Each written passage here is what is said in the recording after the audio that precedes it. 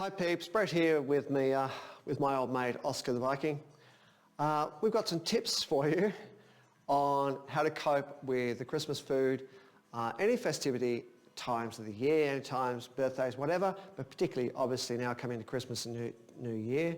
So I've got three tip categories and a bit of a final thought. So the three tip areas, one is a multi-day deficit, same day deficit, a Christmas food strategy on the day. So I've got some notes in front of me so I don't rant on too much, as if I'd ever do that. And hopefully, I'm pretty sure some of these tips will resonate with some of you. All right, so a multi-day deficit. So what do I mean by that? Now, if you think your Christmas day or your festivity day, whatever it may be, is going to be all day, then you're probably going to need quite a few calories spare. Now, keep in mind, all these strategies are based on that maybe you have a plan, a fitness plan. Maybe that plan is to lose body fat, or maybe it's to put on lean muscle, maybe somewhere in between. But ideally, you have a plan and you don't want to stuff that plan up on one particular day. So these strategies are made to help you out for a plan. And if you don't have any plan at all, well, maybe you need one and maybe this will help. So the multi-day one, if you plan to have pretty much the whole day of grazing, maybe breakfast, lunch, dinner, that whole day for you is a lot of food, then you really need to start planning ahead about now. So I should have released this video yesterday. So what you're planning to do is maybe get 1,000 to 2,000 calories in surplus before you get to the big day. Now, how do you do that? Well, you put some calories ahead each day. You save some calories each day, maybe 250 to 500 calories maximum per day, because you don't want to be starving going into Christmas. So 250 calories to 500. I would do 250. In fact, I'm doing 250. Now, I don't take out a meal. I think that's a bit short-sighted and unnecessary. It's not terribly clever. What I would do is take out parts of a meal. So rather than having a meal yay size and maybe 800 calories, I'd make it 720. I'd take out about 80 calories, and over the day, because there's three main meals for me, a couple of snacks, that is equivalent to about 250 calories for the day. So over 4 days, that's 1,000 calories, all I need. So that's the idea of doing a calorie deficit per day leading into the big day. Okay, now if you don't track calories, that's fine. Eyeball your food, eat less of it, okay? Because obviously if you don't track it, you don't really care about the actual calorie count. Doesn't matter to you, just eyeball it. If you can take less sauces, less dressings, less fatty foods, take out the butters, all that kind of stuff, that'll already get you where you need to go. Okay, so that's number one, tip number one. Tip number two is the same day deficit. So to give an example, our family only really has Christmas lunch dinner. Let's call it Luden, lunch dinner.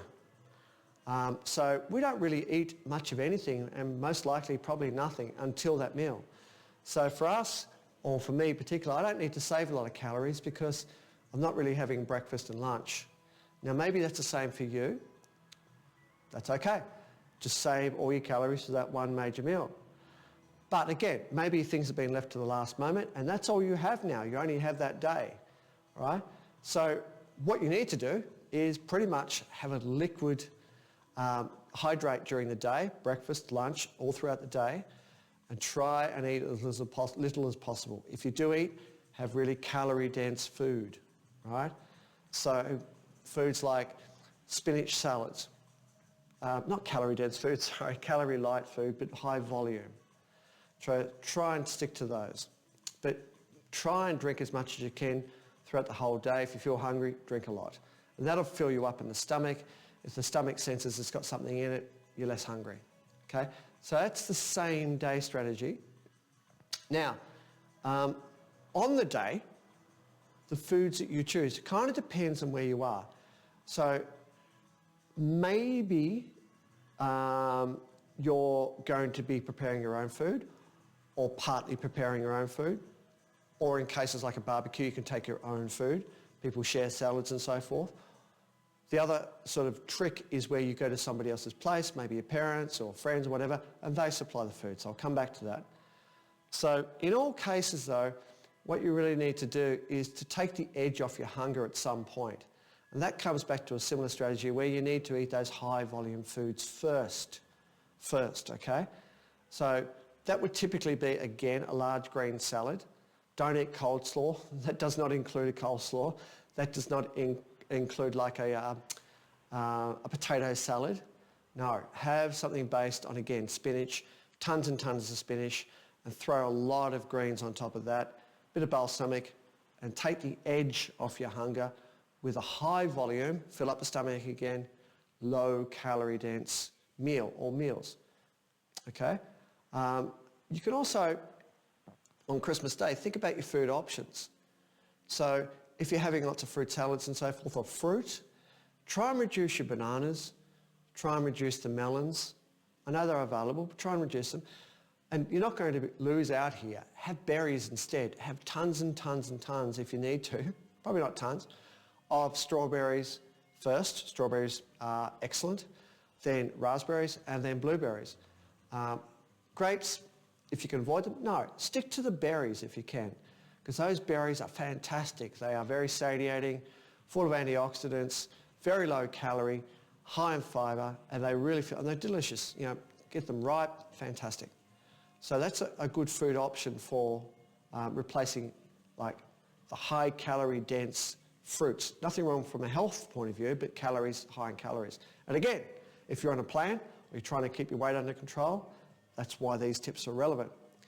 If you think you might be having a cream sauce, a heavy sauce for a dessert or for dressings or whatever, you can make your own. Get Chobani yogurt, 0.5% yogurt, almost zero fat, and mix it with mustard. You can mix it with a whole bunch of stuff. Even put some sweetener in with it, maybe some stevia. It doesn't have to be artificial sweetener.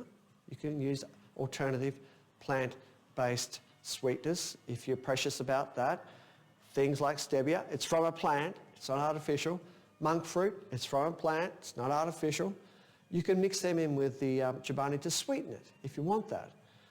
Also use some balsamic again, mix a little bit of olive oil with it. It's always a great backup for dressings. In fact, if you've got balsamic, bit of olive oil, bit of lemon, bit of lime, mix it up with a bit of salt, fantastic. Okay, it's a great dressing. Drinks, when it comes back to alcohol. If you're drinking alcohol, by all means drink alcohol. If you love beer, well, hey, have your normal strength beer, then mix it with a low calorie beer. Look, I know a friend, a family member, that has had and does enjoy their beer and now has bought some Cascade low alcohol content beer, and they think it's really good. I think beers have changed, that low alcoholic beers these days can actually taste pretty damn good. So maybe alternate your full strength beer with a low calorie, low alcohol beer. In fact, drop all the full strength beer, just have the low alcohol ones. Give it a try. That's one option. Another thing you can do is alternate. So maybe have a beer, if it's a draft or something like that, and mix it with a sparkling drink of something, or a soda, a diet soda, diet Coke. There's a whole ton, Mountain Dew. There's diet pretty much everything these days. So it's all at Woolies. You don't have to go anywhere particular to get it. So you could just alternate between a soda and a beer or a cider. Try that. You don't have to have beer. Nobody's holding a gun to your head. You can have a beer and alternate it. It's up to you. You can also try, if you like your spirits, a vodka, a rum, a gin, and really highball it. Like stick it in a highball glass, just have a half shot so you can taste the alcohol, and have a tall glass full of the mixer, a diet mixer. So you'll get that taste of the alcohol if you like it, the taste of the rum, the taste of the vodka, but it's only half a shot. It's about 35 calories. Then you've got the mixer on top, the diet mixer. You've got basically 0 calories there, and you're still having that alcohol tang to it. You still feel like you're part of the social scene, still doing what you want to do. It's a compromise, right? But it will reduce the calories enormously. A lot of calories in alcohol. 7 per gram actually. It's next to fats. The other thing to do with all those food options and drink options is pace yourself. You know, you've got the whole day. Don't whack all this down in one go. I think the weather for Christmas is supposed to be here, a bit overcast. It's not going to be super hot, so you don't need to feel like you've got to drink all the time. Just pace yourself. Alternate these strategies throughout the day. See how it goes. All right. Apart from the pacing yourself comes back to also when you're eating, eat slowly. Don't rush it down. I remember for many years I used to hover over the plate like someone's going to steal my food, right? Because that's going to happen. It's just that caveman instinct of protecting your food. And I just gobble it down so fast. It's 5 minutes, it's gone. Doesn't matter what it was. Slow the hell down. Just slow down when you're eating. Talk, eat, talk, eat, talk, eat. Also, drink while you're eating. It's a great strategy to help fill up again, to fill the stomach. If the stomach feels full, you feel full. Okay? And also with sweet items like cakes, desserts, whatever, drink a lot with it, right? It'll help. It'll help keep you satiated. So slow down when you're drinking, slow down when you're eating, talk, socialise, just chill, relax, have a bit more fun with that and try and slow down if you're a fast eater, because I know what that's like, I've been there myself. Right, last thing, number 4, a bit of a final thought, a bit of a bonus tip in a way. Now I'm reading off notes here so I can get this right. Maybe you're preparing your own food, or at least most of it, and maybe you're not preparing your own food, not preparing your own food, and you're going to someone else's place. I mentioned this at the beginning. That's probably the most awkward scenario because the food's being presented to you. Well, what can you do in those circumstances without seeming to be rude? Well, first of all, I just want to say something. We're all adults here, right? And if you're going to family or friends, I mean, you don't have to be rude, but you're not going to insult anyone and go, look, I'm on my food plan, I don't want to stuff it up, I'm going to have this, I'm going to have that. So you can be like, without being rude, you can be courteous and deny having certain foods if you don't want to have them. Don't feel pressured, because families can do that, right? They know you. Sometimes they can derail you. It's a bit of a joke, isn't it? Give you a bit of a razz when you're on a plan. They kind of like stir you up a bit. Yeah, fine. They'll get over it, right? If the biggest thing in their day is you're not eating a piece of pavlova, wow, nothing's happened in that day. So don't get in an argument about it. Just diffuse it. Just don't have it. Having said that, if you get sauces, so the way we did our Christmas with roasts is all the gravy, all the white sauces were already pre-served on the meal. So whoever's cooking, Mum, my brother, they would often pour all that sauce and stuff over the roast. Now that's really high in calories. So what you can do if you're in a similar situation is to get whoever is preparing it for you to ask them just courteously again, you're not out to annoy anyone. You could do it yourself. Pour it into a gravy jar or jug or whatever and serve it yourself. Now it could be the same for dressings. So whoever's preparing your food, just say, look, I'll put the dressing, sauces, gravies, whatever on my own food if you don't mind. Is that cool? Sure it is. Now if it's a buffet style and it's a bit of a grazing event, fine, you can choose what you want. But don't let your eyes light up and get a bit of everything, right? It's so easy to do in a buffet. Buffets are evil, man. They are evil. So really try and get some low-cal stuff. Fill up on the salads first. It goes back to the salads. Get tons of salads on your first plate, fill up with salads, and go back and get the more calorie-dense foods, right? But initially avoid those coleslaws, the potato salads, whatever you might have that are more calorie-dense, the avocado, all that kind of stuff. Avoid that first and just fill up on the low-calorie, high-volume stuff first, and then have the other stuff second. Now, probably the final thought on top of all that, have fun, right? De-stress. Don't provoke anyone just because you might be on a plan. Not everyone's on board with what you're doing. Not everyone knows what you're doing. Probably, quite frankly, no one cares what you're doing.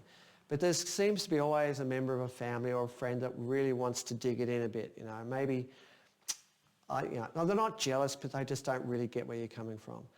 Again, without antagonising anyone, you can just do what you need to do. You're a grown-up.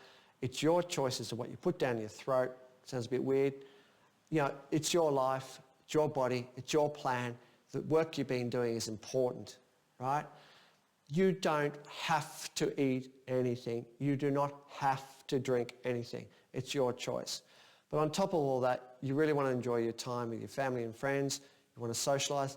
Quite frankly, that's what it's about. The food's kind of second to all this, right?